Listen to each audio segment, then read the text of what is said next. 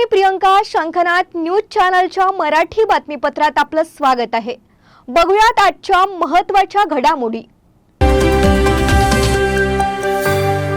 महाराष्ट्र विधानसभेच्या निवडणुकीचे निकाल जाहीर झाल्यानंतर तब्बल काही दिवस रखडलेला निर्णय आता जाहीर झाला असून भाजपा विधिमंडळ नेतेपदी देवेंद्र फडणवीस यांची निवड घोषित झाली आहे. देवेंद्र फडणवीस हे 5 डिसेंबर रोजी राज्याचे मुख्यमंत्री म्हणून शपथ घेणार आहेत. दरम्यान मुख्यमंत्री यांच्या समवेत 2 उपमुख्यमंत्री शपथ घेणार असल्याची माहिती भाजपा विधिमंडळ बैठकीसाठी दिल्लीहून आलेले निरीक्षक विजय रुपाणी, निर्मला सीतारामन यांच्या उपस्थितीत स्पष्ट करण्यात आली आहे. देवेंद्र फडणवीस पुन्हा एकदा मुख्यमंत्री बनणार असल्याची बातमी जाहीर होताच राज्यभर भाजप कार्यकर्ते आणि फडणवीसांच्या चाहत्यांनी जल्लोष करण्यास सुरुवात केली आहे.